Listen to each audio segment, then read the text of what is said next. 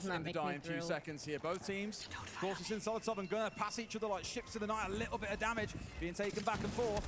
They managed to force him But that's out. also Solitov because no I never longer get to able play Ace. He's inside always a banned. lobby.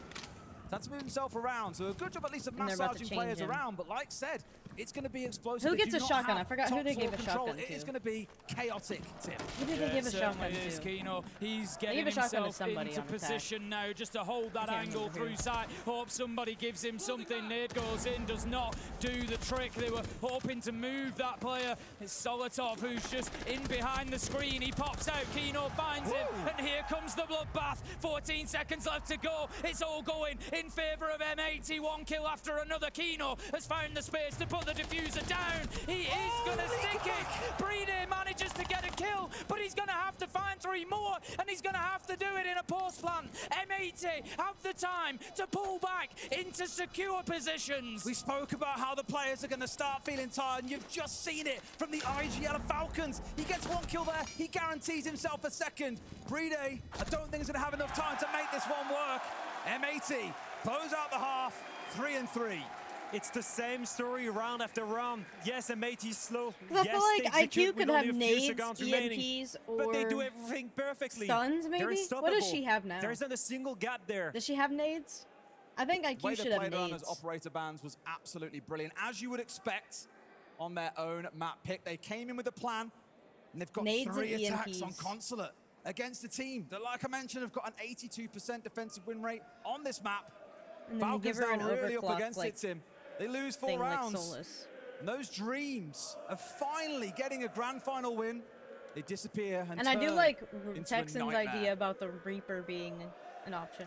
I will say this, between these two rosters, I don't think it's so much I a think story they should of add EMPs. Falcons and any player on that team But maybe playing not. well. Maybe EMPs It has to don't be need M80 to be playing done. exceptionally well. 100%. That But I think team she definitely needs is a little just bit of a on buff to another her level ability. of innovation and of team play. I don't think it's a single player on that roster that goes completely crazy. I Hard think we're or just soft? witnessing the birth of a unit, of a team that is just so much more in advance in I the kind way of they like play. that setup. I like that setup. The way I don't best really want to summarize change it that. is, again, what we've heard Fabian speak about. They just I feel like there's so know many going other into this ops game that have EMPs how the other team's going to play it, what they need to do available about it. attacker-wise. And let's make no bones about it. It's not just on Fabian. know. There's a backroom team behind M80 that have had many a sleepless It'd be night cool if you preparing could for like all these games. They've use had to battle their everything way with through. anybody. Like you could But pick in 2 of just anything 10, 15 minutes time, it could be done. for hard. Attackers have located Yeah. a bomb. Into round 7 we go. The tides turn. M80 move on to the defense. This is the test. These are the rounds for Falcons. They need to start winning these attacks. Well, others, of course, watching this game at the same time as us, and Jackie Chan once again has some thoughts. Jack, what you got for I us? don't know though, with the fact that you can, you know, EMPs might not be a bad switch. Think about this, Will, because you 50% can. attack win rate on you this map. In can, fact, they are only good at attacking the top floor. Well, no. The exhibition bomb site on Piano, the cafeteria minute. garage bomb site, they have a less than 20% attack Nades win rate, can so they're still get going to to have to pull castles even something if out they're if they're going to get at electrified, least so. overtime on this map. Not exactly a fantastic prognosis there from Fresh. Feels like it could be a rough half. What is this At least they will audio? be attacking the one bomb site that they That's what I'm prefer, thinking right? The about. top Like floor maybe one. they do need to add some EMPs to like I'll be IQ and poking some around, people trying to because find a now solution. they're A quick capable entry point here of from Nikify. electrifying pressure, and he castles. dies instantly. Good night. Yeah. Gone. The opening death. Like you'd have, for there's the no IGL. way you'd be It's able had a to rough start. unelectrify a castle without an EMP. He's really, really or one a good map so nade. far throughout it, and it's tough because League Or back maybe at a times, Twitch drone. as well as bringing a brilliant IGL, is also a great player, and Gunnar, that's a way to shatter the mental. That just screams to me that M80 know that they are on the downhill, they're on the right side, and they are racing towards that finish. You said it at the beginning, Laxing, of course, pointed it out, that they will want to make this a sprint, they will want to get this done here and now. Yeah, we're and supposed that to be getting a screams new that map they are sprinting for that as finish well. line. And they will Still be so much changing stall as the well, ranked right? pool maps a lot more Chankers often now. impacts to toss through. They can We'll be- hold on we'll for be a good getting a while new here. We map have still got next 100 year. seconds with which to It's a work. casino map, I Shaiko think. caught out there by the Denari pin for a couple It of does, seconds. it Can't do does. much off the back And I of think it. they need to Still change the paused ranked and pool slow a lot more just too, for like a switch second. it up. Even Traxel in back pocket. I'd love to see him make use of these here as well. Solotov taking a bit of spray there coming out from Gaveni. Now pushed back by the fire taking place, and this is where the stall will come into full effect, Tim. That's how I feel Around about the corner Battlefield here, right trying now. to get something going, but there's absolutely nothing to be found. Gunnar I got is there so tired of waiting, all the ready, maps on pounces with a Battlefield. headshot, takes him down, and it leaves Falcons now 2 versus 4. Make that 3 for Gunnar. He's just collecting them at this point. They're in his pocket. He owns this top floor. And right now, there is one more available. Kino But we are finds it getting with a the black shotgun, Battlefield and map M80 Tuesday. take their first defense. November the And this 18th, we'll be could getting a new Battlefield this map. could be the start of something really special for the NA team. One step So I'm actually kind of closer excited for that. It should be a to the pretty fun major one, I trophy. think, Cricket. But I feel like they On need the to back keep of it that first keep skill, them coming. Ikefact You know, tries to bigger get ones aggressive too. on I the think top we of need statue way of bigger Spiral. maps. He spotted 'Cause quickly. Dispatched I looked by into diffuser, it, and after this that, battlefield everyone's looking has down. the After smallest that, maps rest of any the team, all Battlefield four game ever. teammates at the top floor. They locked down the perfect And I think crossfire. we need bigger maps. And the same lineup More using tanks, the Denari and the more gas grenades. planes, more A completely jets, more different take choppers, more everything. than Falcons had in attack. Way more readable In the jungle, here we need like a for jungle the map. Falcons. We need like a downtown looking. nighttime Tokyo map. Like the momentum has We need, drastically like- shifted. We've said it a lot. But they are in Dude, control. like a desert Consulate is ruins their map. backyard. But like And they're showing it with the kind old of ancient confidence they played ruins. with. And the sheer aggression here I that don't know, jump just out from random admin. shit. That screams, like you said, Tim, that they believe that the hardest part of this grand final is behind them. They Hey, that's believe what they the had it in vehicles are them for, now. though. And then you can They're always on one spawn of the at best the maps of that specific roster. In spots. fact, their highest preference map. They're on the defense side. They had 3 Maybe attacks. if you have, like, They're only 3 more- rounds like a away really big from map, you have possibly 2 headquarters, lifting you know. another major trophy, from possibly Bring back having Kino Pearl win his Market, first Dragon major, Pass, Lulling Peaks, from possibly Strike It, Fabian being the Darken. first. Yeah, this is my first person Battlefield, so I ever don't know any to of those lift maps. that major trophy as a But player and also I think as we a need coach. bigger maps. Or more large scale Funny maps. story looking through the entry stats throughout this game as well overall. And if you make them super It big, is add not a a double pretty HQ picture so for you Falcons. can have Currently more down potential spawn areas. -8 across the series. And the player dragging M80 through so many of these. Gunner and Hot and Cold, 10 and 6 and 6 and 2 respectively. Yeah. It's again I'd be that aggression, down. the Bring them willingness all to back. Get up in Falcons' I'd face. be It's been down. doing them so much wonders. They're always catching them by surprise. The jump I outs, like the those types of surprise war aggression. games. They really do just With like like the a little much bit, larger just scale a maps. little bit further ahead than I feel Falcons like the this time smaller round, the Tim. map, the more it feels like Call of Duty. Gonna be just trying to change things up a little bit here in the approach, Falcons. We saw Shaiko just relocating out of the building, gonna look for another point of ingress. It's gonna be Ikefact roaming around in the basement at the minute, trying to track down, but look at this, they've got him on the pulse scanner the whole time. That information from Hot and Cold is gonna be fed back to his team. They're gonna know everything that's going on around them. Kino, Gaveni have both taken some damage though. Here comes the challenge. Damage is all well and good, Tim, but it's got to be kills they're collecting. That's their first phone call coming out. Again, I always sing about these two operators for Falcons. Dockerby, Deimos, bread and butter for them, but not if they can't capitalize. Hot and Cold on the pulse, taken away. A lot of that information now disappearing for the side of M80s who've still got half a round to go, Leo. The control is very limited for Falcons. Oh, they can get more Skyline. man advantage, but they need to start on getting more control here. The problem is that they cannot execute on site yet. They don't have the flow control. And even though they have the man advantage, they need more than that. They need know to float, they Kino's need there. that kill on the player here. Kino needs to move. Kino's the one to watch for. They've got no nades to really make him move as well. Shaiko just holding and waiting. As long as he can keep one player pinned down, then it is far from the end of the world. Kino made him going upstairs. No, he's gone downstairs here, actually. Hovering around with that C4 in back pocket. The other two players both upstairs. And so Oh, you Falcons should've have thrown it, really got to Kino. respect the damage that can be done. Kino working underneath with that C4. Tim, they could delete them here from top floor and basement without ever having to fight them on the ground floor. And it just shows exactly why they are playing so well. Both of these teams today looking to find answers at every turn. We can see utility being dumped into the site by Falcons. Kino, however, he's the one with the utility that pays. It's going to be a nitro. It's going to be a kill onto Brede, 2 versus 2, as Usus is there with the trade, but Gaveni picks up Ikefact at the same time. Usus, Shaiko, they've got it all to do. Malusi, the track comes in, but it doesn't matter. Gaveni has got the answer. He backs his teammate up. Shaiko, he might be able to stick the plant. They find some damage. They find enough. It's 4 in the round for Gaveni. It's 5 on the scoreboard for M80. Let's freaking I said go, earlier dude. in the We're not series, going to Gaveni's lair, been having Will. an incredible We ain't tournament. going to lair. And when you need to start going big, you had the massive round on the previous map and now a 4K to get one of those 3 rounds that M80 need to wrap this up. It's all good and well to get 2 opening kills, but if you don't have any single control on that map, if you don't have the control of the top floor, nothing you can do. Tag time up for Falcons, let's take a listen. Try run round, full default, with multi, we go step by step, no gaps, and then you progress. we can try to be direct as well and like rotating above mid round because it's good to know. We put pressure side, we let them have the doubt what we're doing, and then we rotate above. I feel like what we did that last round was really good, but then we lose control of the map, you know? We don't have drones, they just like keep refragging. So we either play really compact together, or maybe 4-1, or maybe more... I'm learning. Sorry, I keep locking in because I'm trying to like... I'm trying to get better at Siege, so I'm like absorbing everything they do. We can do, okay? Let's be creative, guys. Let's go. Let's go, guys. To the end, guys. To the fucking end. Let's go, guys. Let's go, guys. Let's go, guys. It's not over yet. Let's fucking go, guys. Let's go, guys. Let's go. That's the change we're looking for. That's what's been missing at previous events, Tim, but being hyped doesn't guarantee round wins, I'm afraid. We need to see Falcons really stack up here and get something magic happening as we step in to round 9. Bring to M80 Quancha now and just Clash. 2 rounds away from an absolute dream finish for them here in Munich. Tachanka and Clash, Tachanka and They know Clash. what this is all about. That's what I'd do right now against They've got them. plenty of experience stood behind them as well to help guide them through. Of course, in that tactical timeout, Fabian will have had the opportunity to feed back to his team at the same time, and we've seen the impact. It's been visible as the impact that those tactical timeouts have had for M80 today in the grand final. Magical round for Gavin as well. 3 kills on the vertical, Leo. Yeah, we called it before, right? They needed that floor control, otherwise there was no way they could go for the plant. Thinking of Fabian, there isn't much he needs to call now. M80 has been one step ahead every single time, especially in defense. They know exactly what they need to win.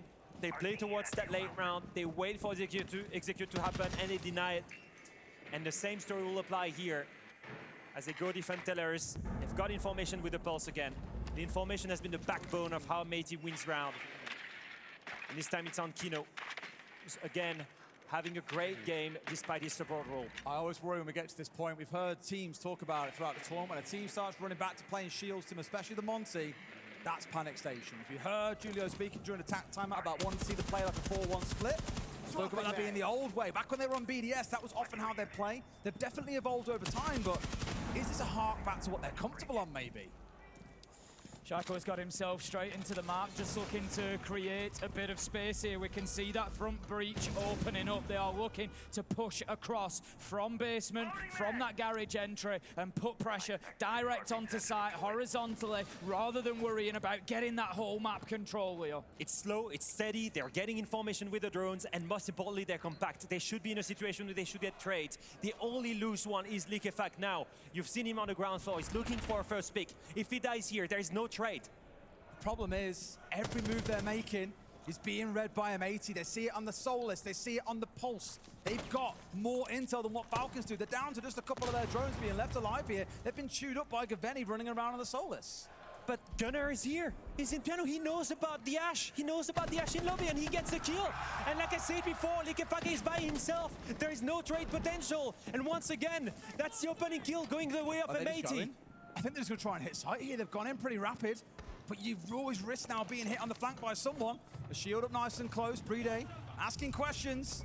And answers so far still being given by M80. They make it the third. They're about to go to championship point, Tim. And a flawless round is a great fashion to do it in. What an amount of momentum this. that is going to give M80. They are playing quite simply beautiful Siege right now, Leo. This is a phenomenal performance from them. I always say it's one thing getting to championship point, it's another closing it out. But I have no doubt about the ability of this team to do exactly that. They are operating on another level right now. The innovation is at an all-time point. I think once again, completely spread around the map, exactly the control they need. They let Likefak go through. They have the information with the Pulse. Imagine and also the you default did cam. a tactical They play timeout around and it. then That they just get exhibition player around on gets you. rid of That's them. And after that's that, not good. they just wait for Falcons to push the site, and they go and flood onto them. They've been in control of every single round. And the problem is that the adaptation of Falcons is not on point. Likefak is lurking around by himself. The rest of the team is not managing to get that much control. If Likefak dies, then the rest of the team dies with him. There is not a single shot call that could save them if Likefak is dead. That's the problem. If they lose their captain and in-game leader, I don't see an adaptation here. I can almost guarantee now for Falcons that all too familiar sinking feeling is setting in M80 looking to be that torpedo that sinks their dreams of finally overcoming past demons. 3 grand finals. They have lost when it mattered most. They just couldn't break through that barrier. And there's all this talk about SI, but if you can't win 4 events, Tim, is SI really going to be any different? Let me refresh, because I've had a couple buffers on this. I might not get my Mozzie skin You come after all. closest to having an understanding, of course, of how that feels, but even you haven't been in that position of, this is the 4th time. You know, it's going to be tough for them, but look, they've got to put that out of their minds somehow, and that's what separates good players from the truly special players. They win the major. Is an ability to do that, and Falcons, they win they've got to show they can do it right now. They've got to step up. They owe it to themselves to give it a good fight, right? They need to not give up. They need to prove that they can come back after multiple match points. It's really important, even if they lose this, that they show to all fans out there that this Falcons has improved, that the mental is there, that the resilience is there. Whether they win or not, they need to prove they can still fight back, Des. And less about Falcons and more about those that look most likely to lift the trophy, Tim. Of course, Kino, the only player in the whole lobby not to have won a major, is on the brink of doing just that. Fabian, about to become that first player and coach to win an SI and win a major. The only player and person to hold that accolade. So much about to come true for these boys. And that pulse keeps on feeding information. It's been on a different layer 3 rounds in a row, and still it drives so much intel. And M80 is not giving anything to Falcons. The win condition is clear. Tachenka, Smoke, and the C4 of the pulse, they've got everything to deny the plan in the late round. Looking real torrid for them here as well. Again, everything's being seen. They're being impeded from start through to finish. Liquefact gives a little bit of hope with a kill. Kino, yet again, tagged down low, but not finished off those smokes and keep on going. And we know what he can do with a shotgun, Tim. We certainly do. He's just going to be a bit slow for Falcons here, possibly, though. The track comes out, 4 versus 4, as the fight back is on from M80. Kino is low health, and here come the Falcons, Des. They managed to get another one. Oh, miss out again, though. Hot and Cold put low, but not finished. That's the second player this round. It's into a 3v3. Falcon's going to slam the brakes on here as Hot and Cold scatters to the high wind. But this 1v1 between Diffuser and Brede, this could be a big one. Blackbeard sat on the doorway. Still got the shield in front of his face. The knockdown comes on through, and there's the support. Liquefact nearby to assist his teammate as we get into the last 30 seconds, Tim. 2 versus 3, Kino, Hot and Cold, both low health, holding on to side. Solotov is going to take a little bit of damage. Falcons, they've got to go soon. We see Hot and Cold just dipping away, trying to keep himself safe. He's looking to deny the plant. Falcons have to recognize that. They have to get in here and do something about it. Brede is going to put the plant down, and Falcons look like they are going to hold on for one more round. They keep fighting. They find an answer. 1 match point saved. 2 more to go. Falcons is proving once again the resilience is there. Look at their faces. They're still in this tournament. Do you dare to dream?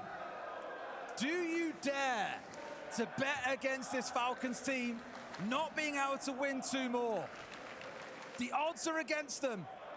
But M80 have shown that they are not infallible. They can lose rounds on the defensive side of Consulate. All it's going to take is one small gap they find, and Falcons will still crumble. There is a lot for them to do, Leo. Absolutely. And that one round, that one single round to me screams hope.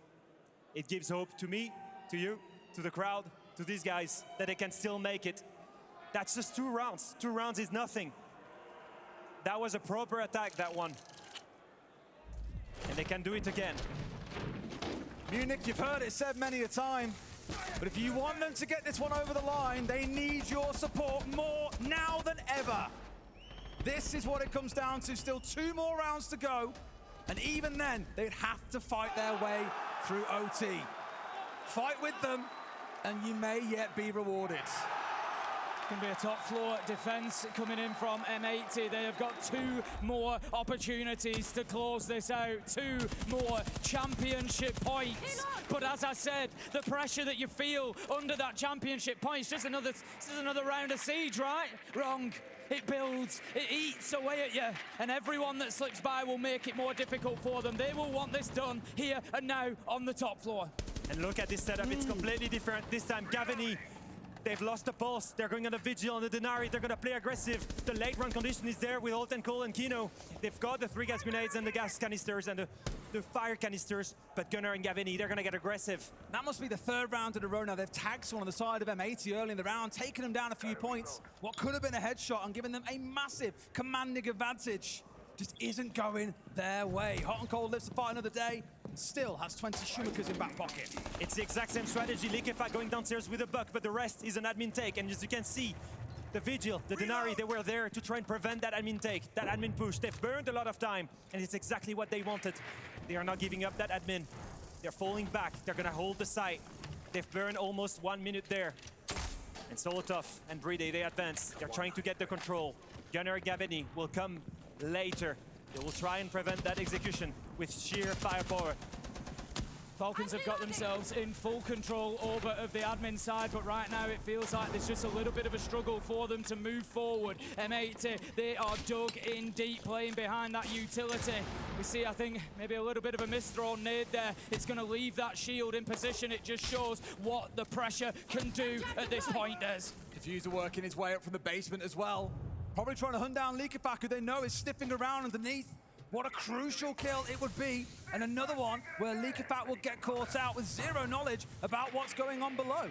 Venny's up on the top floor, so on the Vigil as well, keeping himself busy around long desk. That is going to be the first battleground here. Liquefy knows he's just fading. He wants to kill. Shaiko drops Gunnar. They've got the opening kill. Diffuser wins the fight against Liquefy. Tachanka is looking to challenge. Diffuser manages to find another. It's 4 versus 3, but we see a team kill. Kino takes out Gavini. The plant is going down. The pressure continues to mount onto Hot and Cold, but he fights back. He digs deep. The Diffuser is down, and the retake is on. The Blackbeard is still alive. There's 30 seconds for M80 to close this out. Trying to use the Schumacher launcher. It's a 1v1. It's Hot and Cold versus Shaiko. Falcons keep themselves alive for 1 more round. We're getting all 12. Oh no. 2 match points saved, and Shaiko, we said it once again. He needs to timeout. He should have taken the timeout. He gets a triple kill, close out the round, gets the clutch they need. He's there. And he's not giving up. They're fucking slow as fuck. Yeah. They go We one way. can do CEO Clash. CEO Clash. I think we do have Zero. those there. Do we bring Cade though? Because like them getting Pro is ass. Yeah, I can bring Get Cade or even fucking Vantage if you have. Give up Finny. Can we just give up the Chonka? Don't be afraid. Yeah, I think we give up the Chonka. Give up the Tashanka, and then we relax. Push the end of round. Let them walk into our crossfires. That's all we need. The Clash is going to mess with them. What I am going to ask you for now is that they're probably going to try something similar and then pull. Or do the other way around. Deep breaths, guys. Deep breaths. Yeah, This is all in our own fucking hands. Fenrir is great. The Clash. Who's playing the Cade now? I am. Let's get this fucking done, guys. Okay. What We should I have play this in our hands. Whatever This you is want. our game. I believe in you guys. Wait, switch the top. Yeah. I'll play. Telling his team to take a few deep breaths. I feel like I need a few. Just so happens that once again, Shaiko is the guy that's left in the 1v1 and finds another way to keep his team fighting. What a crazy call from Fabian. He's gonna call that roster to go to the same bomb site again 3 times in a row. They're gonna go and try to defend it once more. Falcons have showed everything in that attack. It's the same story again and again. 4 teammates take admin, Liquefy alone with the buck downstairs. But every single time, they're always late. And M80 goes back to that bomb site again. Fabian has just called it with 1 single adaptation, 1 operator that could do the difference. And that is Clash. Clash to slow them down. Clash to stop the execution. Will that be enough? Of madness again, Tim? I think I fancy a map 5, if I'm honest. don't think my art can take it. Oh, absolutely phenomenal stuff in this matchup. Look, one thing that can be said for both of these teams, without question, no matter how this ends, map 5 right now, overtime, it doesn't matter. Both of them have left absolutely nothing. They have given everything that they have got to give, and they continue to. Fatigue could start to become an issue. Or heart attacks, Tim. We are a long way into this now. It's a lot of pressure, it's a lot of stress, and it just keeps on going because Falcons this time will not go quietly into the night. And they're doing something entirely different. They understand they cannot run the same strat 3 times in a row. Fabian's call has forced them to try and innovate, try to do something new, but can they do it every single time they've went away from that attack? They've failed. They have to do it now to save the final match point and make it to overtime. Call me a cynic, but I don't know if the Clash is going to fix everything for them. They've tried with the Chanker a couple of times.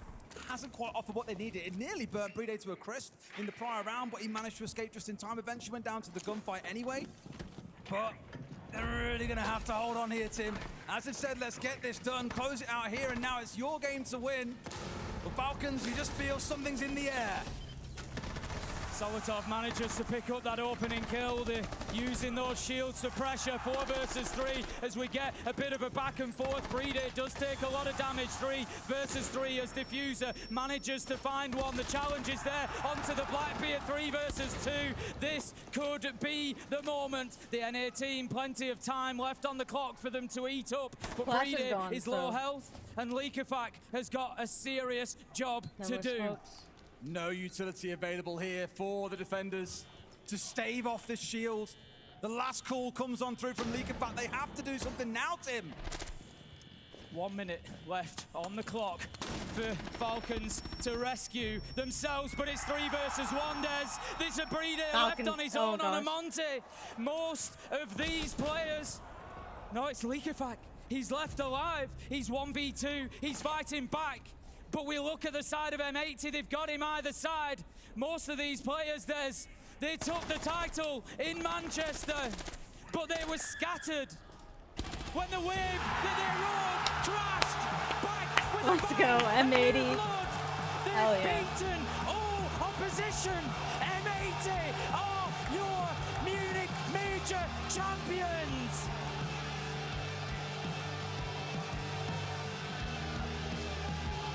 And I don't think for a second we can say it is not deserved. Cinderella has her moments. She goes to the ball. And these boys in Munich, they've worked their magic. Kino with his first major. Fabian taking an accolade no one else can have. They can only dream of holding it. And maybe, just maybe, we're coming into a new era of Siege. Fabian once again makes history. A crazy achievement. The first major for Kino. Look at that. He was calm, cool and collected. That retake gives them a major trophy. 2 majors across 2 years for the core of East Coast. And look at what it means for Likafak and for Falcons. Dropping in the 4th grand finals in a row. They now have to come back and prepare for 6th International in Paris. I don't think it matters which side you supported today. M80 deserving of our praise, of our applause, of everything they've won. Oh yeah. At the end of the day, it's heartbreaking for Falcons. Absolutely. Itch. No lair. I knew they weren't going to go to lair. There has to be a winner that is more than deserving. A phenomenal performance from M80, not just tonight, but through the entire Yay. tournament. It takes a lot to They were win fun it, to watch. and they've shown exactly what is needed. Thank you So for the nice clip for farm, these guys Gunner. as well. A number have got their parents around. It's a lot to celebrate with both friends and family, but of course down the stage, the man himself, Ian Chambers, is standing by with our winners. What a grand final. M80 #1 with a bullet, blowing all competition out of the water, ultimately ending the dreams once again for Team Falcons. I'm standing by here with the main man himself, Gunnar. You've done it again, and you fought so hard for this one. Yeah, I mean, you could ask anyone in NA. No one would have ever thought I'd be a 2x major winner. The first one people said was a fluke, but here we are. Everyone here is fucking shit that we play. I'm just kidding, but GG's everyone, and let's fucking go! Listen, I want you to go with your teammates, grab that trophy and bring it right here. Center stage in front of this crowd. Bring it over here. And you're going to raise it high. No, guys, you got to bring it right here. This is it, center stage. Ladies and gentlemen, your Rainbow Six Munich Major Champions, it's M80!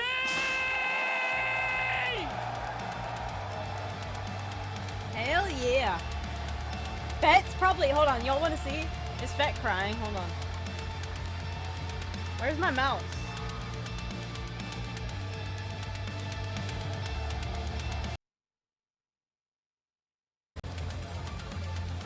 Where's Fet? Wait, where's Fet?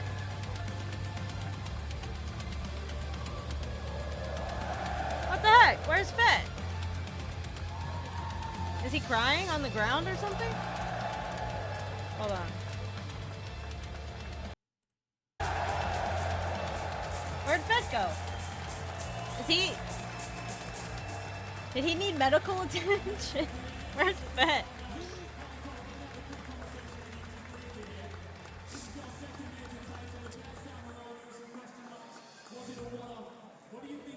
I'm gonna go back so we can actually hear. M80, I know you're going to celebrate all night. Hot and cold, let me have a quick conversation with you just briefly here. This is your second major title. The first time around, there were some question marks. Was it a one-off? What do you think you and your team have proven here tonight? I mean, obviously, we've proven that we're not some one-off miracle run. We got what it takes. I mean, we're going to keep racking them up. I'm not stopping until I get an SI. That's next. Yep, that's next for us. I love that. Hot and cold, congratulations. Where's Kino gone? I want Kino over here. Come here. And Fabian, come here as well. Kino, come and join me here. Congratulations, man. You've been part of this scene for time, and you are the only member of this roster who's just achieved his first major. How does that feel? I don't even know what to say. I'm literally crying right now. It feels amazing. You deserve it, man. Congratulations. Fab, come on in here. Let me have a quick chat with you. Come on. Right here. This man has done everything there is to do in this game. W, Fabian. 6 Invitational. Winner as a player and as a coach. And now a major winner as a player and a coach. Your legacy just continues to grow and live on. But I know for you, it's not about you, this, is it? It's not at all about me. This team is so hardworking. They believe in everything that I brought to them. And the way that we work is not because of me. It's because of all of them embracing it and building the team culture we have. Without them, I would be nothing. So it's all them. One thing that I really enjoyed, I've been watching you and your coaching methods verbally a lot over the past few days. But in that final round where you knew you had to clutch up, you brought a real calm demeanor. You relaxed your team and you brought it home. How important do you think it was to make sure everybody just kept their head? They kept level-headed, but simply small fixes was all we needed. It was so close. And when people have small nerves, it makes it more difficult. Calm them down, just let them do their thing. One thing is for certain with us though, we're not fucking done. We're gonna take every fucking trophy we can, and if anyone tries to stop us, I wish you the best of fucking luck. I love him. Couldn't have said it better myself. That's why Guys, I love him. go and raise the trophy one more time. You deserve it in front of this phenomenal crowd. Just a savage. One more time, Munich, for your major champions, M80! And you know first place got a $250,000? $250,000. I'd be crying too. Been one of the most competitive majors we've ever had, and worthy winners putting NA on top. M80 close out the show as your champions, and that leads us on to looking ahead now. Our next big one is, of course, where we celebrate 10 years of the beautiful game that you love. The 6 Invitational 2026, February, Paris. See ya in the City of Love.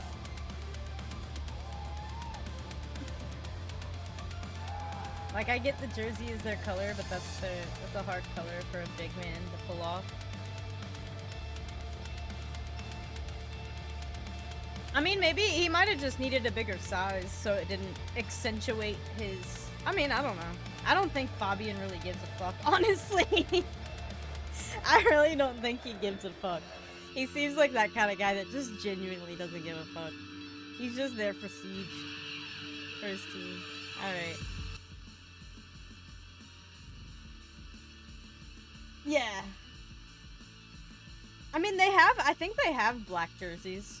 I do know that they're probably gonna get new ones because they had to tape over. I guess one of their sponsors probably is no longer a sponsor. I don't know. They had to tape over one of the names on their shirts, their jerseys.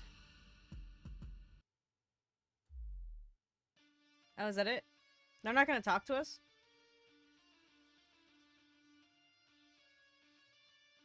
That was a pretty abrupt ending. Was Fett back? Where did Fett go?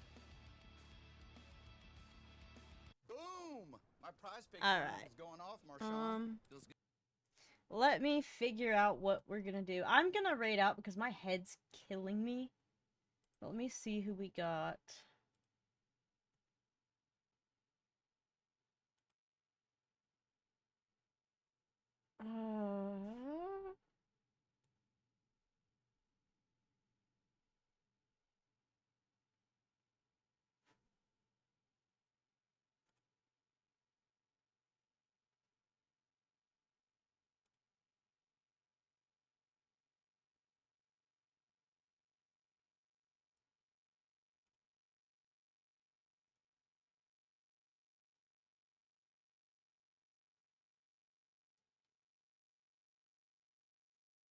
Huh. Hold on. Why are they standing there all awkward like, right? Bray and highlighter would be lit. It would, actually. For one more esports pack at the 9-hour mark. No, they did. They did. For real, though. Damn, that sucks. I don't know where to go.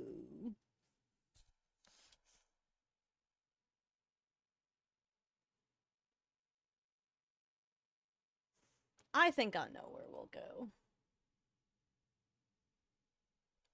I don't have anybody playing Siege.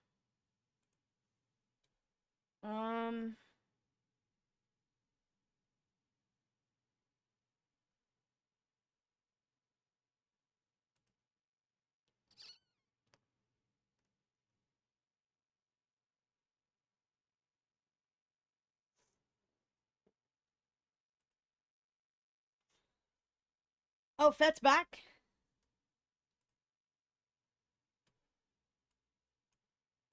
Hold on, hold on, hold on.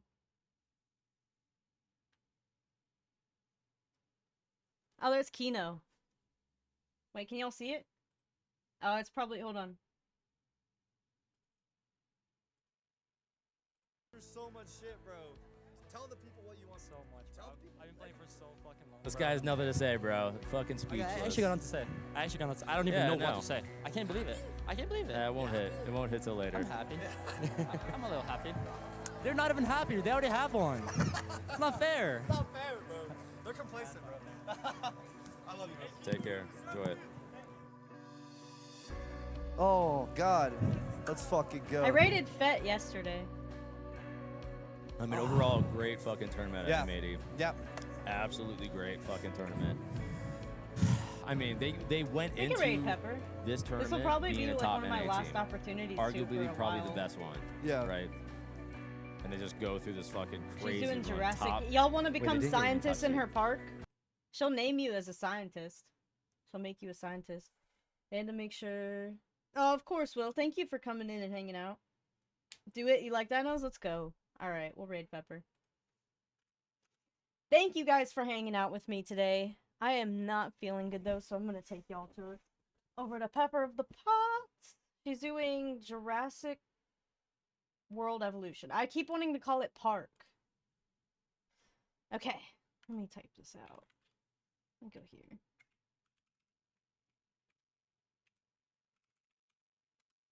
Here's our raid call. Thank you guys for today. Thank you, Dirty, for your tier 3 7-month sub. Thank you, thank you, thank you. Thank you guys for coming by. We'll be back tomorrow with Hogwarts Legacy. We'll just be grinding for 100% completion. So let's get it. And we'll be back in the evening. So we'll be back at evening stream tomorrow. But yeah, we're gonna go see good old Pepper. She will name you as a scientist when she hires people, so.